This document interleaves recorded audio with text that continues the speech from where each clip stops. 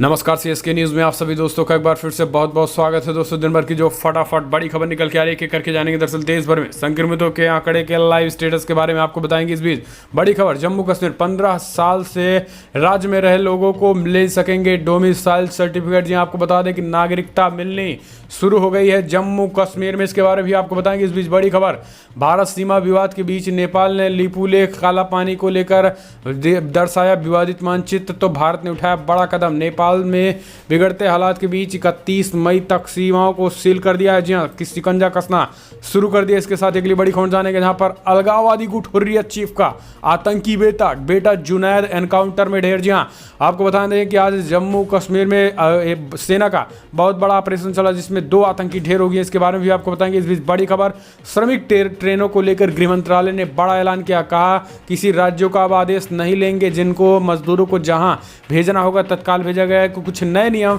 निकले हैं। इस बीच रिपब्लिक टीवी एडिटर को लेकर भी बड़ी खबर निकल के और इसके बारे में भी आपको बताएंगे। सब कुछ खबरें एक एक करके विस्तार से जानेंगे, लेकिन उससे पहले छोटा सा निवेदन, अगर आपने चैनल को अभी तक सब्सक्राइब नहीं किया तो प्लीज सब्सक्राइब किए लाल बटन दबाकर चैनल को सब्सक्राइब करें। अगर आप भी मानते हैं कि पीएम मोदी के नेतृत्व में देश कोरोना को हराएगा तो इस वीडियो को दिल से लाइक करके अपना समर्थन दर्ज के। दरअसल पहली बड़ी खबर निकल के आ रही है, आपको बता दें कि देश भर में संक्रमितों का आंकड़ा हुआ 1 लाख को पार। जी अब तक 1,02,174 मामले सामने आ चुके हैं, जबकि मृतकों की संख्या 3167 हो गई है। अगर बात करें तो आज दिल्ली में सबसे ज़्यादा 500 मामले सामने आए, टोटल 10,554 हो चुके हैं। राजस्थान में भी आज 250 मामले सामने आए हैं। बिहार में भी 19 मामले सामने आए, जबकि कर्नाटका में 127 मामले आए हैं। उड़ीसा में 102 मामले सामने आए, जबकि हरियाणा में 14 मामले आए हैं। तो वहीं अगर बात करें हम, असम में भी 20 मामले सामने आ चुके। तो ये राज्य दर राज्य आंकड़े। फिलहाल हम चलते हैं अगली बड़ी खबर, जम्मू कश्मीर में नागरिकता मिलनी हुई शुरू। 15 साल से राज्य में रह रहे लोगों मिलेगी नागरिकता। जी हाँ, जम्मू कश्मीर सरकार ने अधिवास प्रमाण पत्र यानी डोमिसाइल सर्टिफिकेट नियमों को मंजूरी दे दी है। अब राज्य में 15 साल से निवास करने वाले लोग अधिवास प्रमाण पत्र प्राप्त करने के पात्र होंगे। इस बाबत अधिसूचना भी जारी कर दी गई है।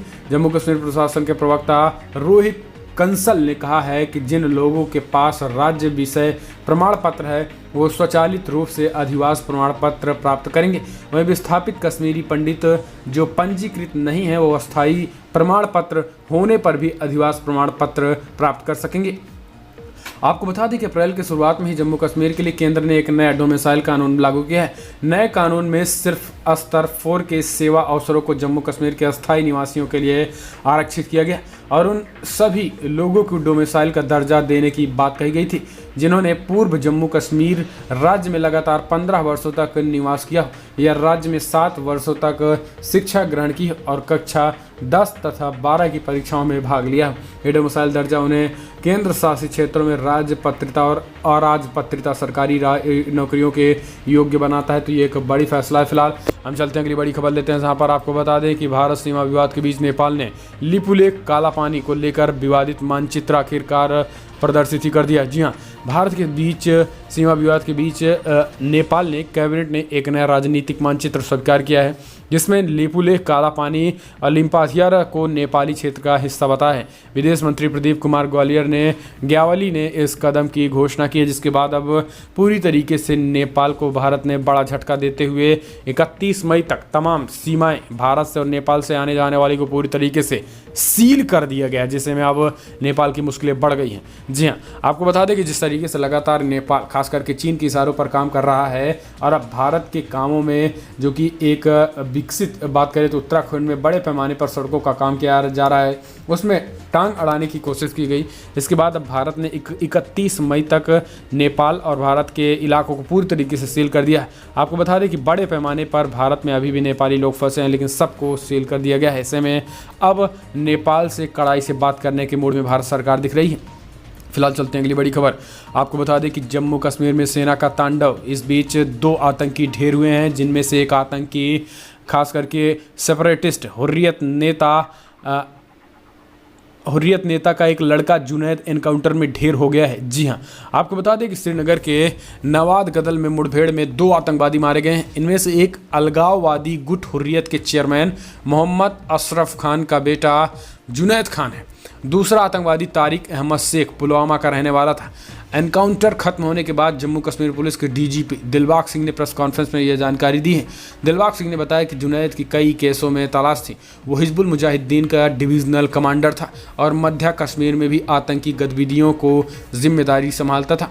वो 2018 में आतंकी बना था। इससे पहले वो MBA की डिग्री हासिल कर चुका है। दूसरा आतंकी तारिक मार्च में ही हिजबुल मुजाहिदीन में शामिल हुआ था और दोनों को 72 हुडों के पास भेज दिया।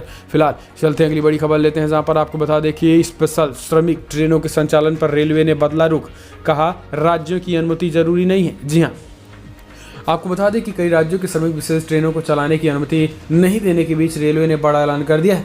रेलवे के संचालन के लिए संबंधित राज्यों की अनुमति की जरूरी अब नहीं बताया गया है। गृह मंत्रालय ने प्रवासी श्रमिकों को उनके गृह राज्यों में पहुंचाने के लिए इन ट्रेनों को चलाने के वास्ते रेलवे के लिए मानव संचालन प्रक्रिया जारी की है। रेलवे के प्रवक्ता राजेश वाजपेयी ने कहा है कि श्रमिक विशेष ट्रेनों को चलाने के लिए उन राज्यों की सहमति की आवश्यकता नहीं है जहां यात्रा समाप्त होनी है। नई SOP के बाद उस राज्य की सहमति लेना अब आवश्यक नहीं होगा जहां ट्रेन का समापन होना है। यानी अब आप समझिए, पश्चिम बंगाल के मुख्यमंत्री ममता बनर्जी ट्रेन की इजाज़त नहीं दे रही हैं।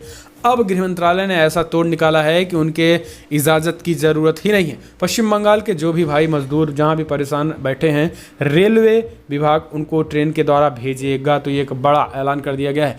फिलहाल चलते हैं अगली बड़ी खबर। अर्नब गोस्वामी केस में रिपब्लिक टीवी की एडिटर अर्नब गोस्वामी को सुप्रीम कोर्ट से और 3 सप्ताह के लिए मिली संरक्षण। केस CBI को ट्रांसफर करने से इनकार। जी हाँ, रिपब्लिक टीवी के एडिटर अर्नब गोस्वामी को प्राप्त दंडात्मक कार्रवाई से संरक्षण को सुप्रीम कोर्ट ने 3 सप्ताह के लिए बढ़ा दिया है। हालांकि कोर्ट ने केस को CBI को सौंपे जाने की उनकी मांग को खारिज कर दिया है।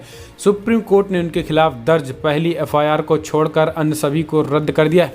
कोर्ट ने यह भी कहा है कि पत्रकारिता की आज़ादी बोलने और अभिव्यक्ति की आज़ादी का मूल आधार है। जस्टिस DY चंद्रचूड़ और MR शाह की बेंच ने गोस्वामी को शुरुआती प्राथमिकी निरस्त कराने के लिए कोर्ट ने उन्हें सक्षम अदालत जाने को कहा है। पीठ ने प्रारंभिक प्राथमिकी जो नागपुर में दर्ज हुई थी, इसके अलावा बाकी सभी प्राथमिकी रद्द करते हुए पत्रकारिता की स्वतंत्रता, अभिव्यक्ति और बोलने की आज़ादी का मूल आधार बताया है। नागपुर में दर्ज प्राथमिकी शीर्ष अदालत ने अर्नब गोस्वामी पर कथित हमले की शिकायत के साथ संयुक्त जांच के लिए मुंबई स्थानांतरित कर दी गई थी। नागपुर के बाद अर्नब के खिलाफ देश के अलग अलग हिस्सों में प्राथमिकी दर्ज की गई थी।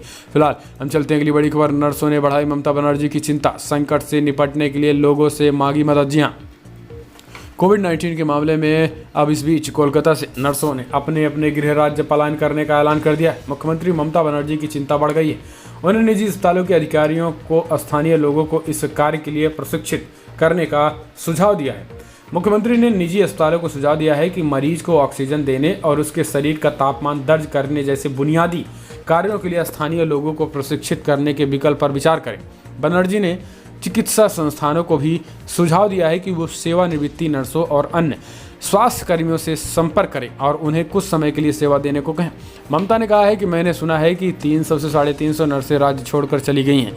ऐसे में निजी अस्पताल कैसे काम कर सकेंगे? मैंने मुख्य सचिव राजीव सिन्हा से ये बातें कही। तो आप समझिए कि नर्सों का छोड़कर जाना भी पश्चिम बंगाल के लिए बड़ा खतरा साबित हो सकता है। लेकिन ममता बनर्जी हैं कि नर्सों के सामने भी झुकने को तैयार नहीं है। फिलहाल हम चलते हैं अगली बड़ी खबर। उत्तराखंड में सीमा विवाद के बीच नेपाल ने अपने नागरिकों के लिए भारत से मांगा रास्ता। जी हाँ, भारत के लिए लिहाज से अति महत्वपूर्ण लिपुलेख सड़क बनने पर नेपाल ने आपत्ति दर्ज कराई। नेपाल जहां लिपुलेख और काला पानी को अपना हिस्सा बताते हुए सड़क को गलत ठहराने से बाज नहीं आ रहा था, तो वहीं अब भारत ने 31 मई तक पूरी तरीके से बॉर्डर को सील कर दिया गया है, जिनमें से बड़े पैमाने पर नेपाली लोग इसमें शामिल फंसे हुए हैं। और इस बीच असम से नेपाल के उच्च हिमालयी इलाकों में तिंकर और छर्राऊ गांव बसे हैं। इन दोनों गांवों में 300 के करीब परिवार रहते हैं। ये परिवार सर्दियों के सीजन में काली नदी में बने सीता पुल से भारत में दाखिल होते हुए नेपाल के दार्चुला जिले में प्रवेश करते हैं और ये कुछ दिन यहीं रहते हैं। लेकिन अब इनका यहाँ फंसना अब खास करके नेपाल के लिए सिरदर्द बन गया है, जिसके बाद अब भारत से रास्ता मांग रहा है। फिलहाल चलते हैं अगली बड़ी खबर। कोरोना पर होगी विपक्ष की बड़ी बैठक, ममता, उद्धव समेत 15 पार्टी के नेता होंगे शामिल। जी हाँ, कोरोना संकट पर विपक्ष के नेताओं की एक बड़ी बैठक शुक्रवार को 3 बजे होगी। इस बैठक में पश्चिम बंगाल के मुख्यमंत्री ममता बनर्जी, महाराष्ट्र के मुख्यमंत्री उद्धव ठाकरे, झारखंड के मुख्यमंत्री हेमंत सोरेन, NCP नेता शरद पवार, DMK नेता MK स्टालिन समेत 15 राजनीतिक दलों के नेता शामिल होंगे। हालांकि अभी साफ नहीं हुआ है कि इस बैठक में कांग्रेस की ओर से कोई प्रतिनिधि हिस्सा लेगा या फिर नहीं। माना जा रहा है कि इस बैठक में कोरोना और लॉकडाउन को लेकर मोदी सरकार की ओर से उठाए गए कदमों के बारे में किस तरीके से आलोचनात्मक रुख अख्तियार किया जाए, तो ये चर्चा की जाएगी। फिलहाल हम चलते हैं अगली बड़ी खबर। आपको बता दें कि एम्फन स्टेटस की बात करें तो समुद्र में 275 किलोमीटर की रफ्तार से चलनी शुरू हो गई है हवाएं, लगातार बढ़ रही है गति। जी हाँ, आपको बता दें कि बंगाल की खाड़ी से उठा साल 2020 का पहला चक्रवात एम्फन सुपर साइक्लोन में तब्दील हो गया है। मौसम की जानकारी देने वाली वेबसाइट स्काईमेट वेदर के अनुसार पिछले 20 साल में बंगाल की खाड़ी से उठने वाले चक्रवाती तूफानों में यह तूफान सबसे भीषण चक्रवात है। इसके कारण बंगाल की खाड़ी में उत्तरी हिस्सों में उथल पुथल मची हुई है और हवा की रफ्तार लगातार बढ़ रही है। इसके साथ ही समुद्र में 275 किलोमीटर प्रति घंटे की रफ्तार से हवाएं चल रही हैं। एम्फन जैसे जैसे आगे बढ़ रहा है, ओडिशा और तटीय समुद्र बंगाल के क्षेत्रों में हवा उग्र होती जा रही है। तटीय आंध्र प्रदेश, तटीय उड़ीसा, तटीय पश्चिम बंगाल में ज़बरदस्त तरीके से अलर्ट जारी कर दिया। लेकिन इस बीच गृहमंत्री अमित शाह ने मुख्यमंत्री ममता बनर्जी और ओडिशा के मुख्यमंत्री नवीन पटनायक से बातचीत की और उन्होंने कहा कि केंद्र हर संभव हर एक मदद करेगा और भरोसा दिया है गृहमंत्री अमित शाह ने कि कोई अनहोनी नहीं होने देंगे। अगर कुछ ऐसा होता भी है तो चट्टान की तरह पश्चिम बंगाल हो या फिर ओडिशा के साथ खड़े रहेंगे। फिलहाल हम चलते हैं अगली बड़ी खबर। बड़ा घोटाला, मजदूरों के लिए भेजी कांग्रेस की बसों की लिस्ट में बाइक, ऑटो, टैक्सी के नंबर दे दिए हैं। योगी के सलाहकार ने बड़ा खुलासा किया। जी हाँ, उत्तर प्रदेश के मुख्यमंत्री योगी आदित्यनाथ के सलाहकार मृत्युंजय कुमार ने दावा किया कि कांग्रेस ने राज्य सरकार को जो बसों की लिस्ट दी है उनमें कई नंबर तिपहिया वाहन, मोटरसाइकिल और कार के हैं। सीएम के सलाहकार मृत्युंजय कुमार ने इसकी लिस्ट भी जारी की है। आपको बता दें कि कांग्रेस महासचिव प्रियंका गांधी वाड्रा ने यूपी सरकार को 1000 बसों देने की बात कह रही थी, जिसके बाद सीएम योगी ने 1-2 दिन के अंदर तो उनसे लिस्ट मांगी तो उन्होंने बाकायदा मीडिया में आकर कहा कि योगी सरकार हमको परमिशन ही नहीं दे रही। फिर अचानक सीएम योगी आदित्यनाथ ने उनको परमिशन दे दिया और तत्काल उनसे 1000 बसों के रजिस्ट्रेशन नंबर मांगे, जिसके बाद उन्होंने नंबर जो दिया उनमें से सैकड़ों नंबर तो टैक्सी और बाइक के निकले, जिसके बाद अब लोग प्रियंका गांधी कांग्रेस पार्टी पर जमकर हमला बोल रहे हैं। ट्विटर पर तो लोग ये भी कह रहे हैं कि प्रियंका गांधी का ये बस घोटाला है और बस दिलाकर लोगों को रिक्शा में भिजवा रही हैं। महज हवाई की बातें चिल्लाने के लिए ही केवल और केवल योगी सरकार पर निशाना साधने के लिए बस कर रही थी। जब बस देने की बातें आई तो टैक्सी निकला, खोदा पहाड़ निकली चुहिया वाली बात को लेकर प्रियंका गांधी पर निशाना साधा जा रहा है। फिलहाल चलते हैं अगली बड़ी खबर लेते हैं। आपको बता दें कि केंद्र ने जारी किया कूड़ा मुक्त शहरों की रेटिंग, इंदौर मैसूर को 5 स्टार। जी हाँ, केंद्र सरकार की ओर से मंगलवार को देश के कूड़ा मुक्त शहरों की रेटिंग जारी की गई है। केंद्रीय मंत्री हरदीप पुरी ने राजधानी दिल्ली में इन रेटिंग को जारी किया है। इनमें देश के 5 बड़े शहरों को 5 स्टार रेटिंग मिली है। इनमें छत्तीसगढ़ का अंबिकापुर, गुजरात का राजकोट, कर्नाटका का मैसूर शामिल है। नई दिल्ली में कूड़ा मुक्त शहरों की बात करें तो कोरोना वायरस के लिए सबसे ज़्यादा महत्वपूर्ण, जबकि सबसे टॉप पर बात करें हम तो नवी मुंबई महाराष्ट्र है। 5 शहरों में 5 स्टार रेटिंग मिली। इंदौर मध्य प्रदेश भी शामिल है। तो ये सब आज जारी किया गया है। फिलहाल हम चलते हैं अगली बड़ी खबर लेते हैं, जहां पर आपको बता दें कि बिग ब्रेकिंग न्यूज़ निकल के आ रही है। योगी सरकार का बचत फार्मूला, नहीं खरीदी जाएगी नई गाड़ी, न होंगी भर्तियां। जी हां, आपको बता दें कि चीन के वुहान शहर से कोरोना वायरस तो निकला, लेकिन इस बीच बड़ी खबर, सीएम योगी आदित्यनाथ ने एक के बाद एक तमाम ताबड़तोड़ फैसले लिए जा रहे हैं। सीएम योगी आदित्यनाथ ने स्पष्ट कर दिया है कि अफसरों से कहा है कि सुनिश्चित किया जाए कि अब जो बड़े पैमाने पर सरकारी खर्चे होते थे, खास करके बात करें अगर हम बड़े पैमाने पर हॉल बुक किए जाते थे और उन हॉलों की बात करें तो जहां पे सरकारी खर्चे से लोग काम करते थे, वो पूरी तरीके से बंद होगी। सरकारी कार्यों के लिए नई गाड़ी और हवाई जहाज़ के बिजनेस क्लास में सफ़र करने पर रोक रहेगी। ट्रक के बजाय अधिकारी टूर के बजाय अधिकारी वीडियो कॉन्फ्रेंसिंग के जरिए मीटिंग करें। कोई भी अधिकारी किसी 5 या 7 स्टार होटल में किसी तरह की कॉन्फ्रेंस, सेमिनार या मीटिंग नहीं करेगा। राज्य सरकार मंत्रियों के वेतन और भत्तों में कटौती की है। इसके साथ ही कोई नया निर्माण शुरू नहीं होगा। इसके साथ ही कोई नई भर्तियां भी नहीं निकलेंगी। इस सब के बीच कोई नया पद सृजित नहीं किया जाएगा जिसकी सरकारी खर्चों पर नियंत्रण रहेगा। तो ये सब कुछ सीएम योगी आदित्यनाथ ने बड़ा फैसला किया। फिलहाल हम चलते हैं अगली बड़ी खबर। दुनिया भर में जो आंकड़े निकल के आ रहे हैं, आपको बता दें दुनिया भर में अब तक का आंकड़ा 48 लाख को पार कर गया। जी हाँ, 48,01,000 मामले अब तक पूरी दुनिया में संक्रमितों का आ गए, जबकि मृतकों की संख्या 3,18,000 को पार कर गई है। यूनाइटेड स्टेट की बात करें तो 15,37,000 कंफर्म केसेज आ चुके हैं, जबकि 90,005 लोगों की मौत हो गई है। रसिया में 2,90,000 कन्फर्म केसेज हैं, जबकि 27 लोगों की मौत हो गई। ब्राज़ील में 2,55,000 केसेज आ चुके हैं। आपको बता दें कि रसिया और ब्राज़ील में आंकड़े अभी भी तेज़ी से बढ़ रहे हैं। यूनाइटेड किंगडम में 2,46,000, स्पेन में 2,31,000, इटली में 2,35,000, जर्मनी में 1,77,000, तो तुर्की में 1,50,000 कन्फर्म केसेज। तो ये दुनिया भर में देशों के आंकड़े हैं। फिलहाल बड़ी खबर में इतना, लेकिन अगर आपको वीडियो पसंद आए तो लाइक करें, शेयर करें, कमेंट के माध्यम से अपनी राय देना ना भूलें। फिलहाल इस वीडियो में इतना ही। जय हिंद, वंदे मातरम।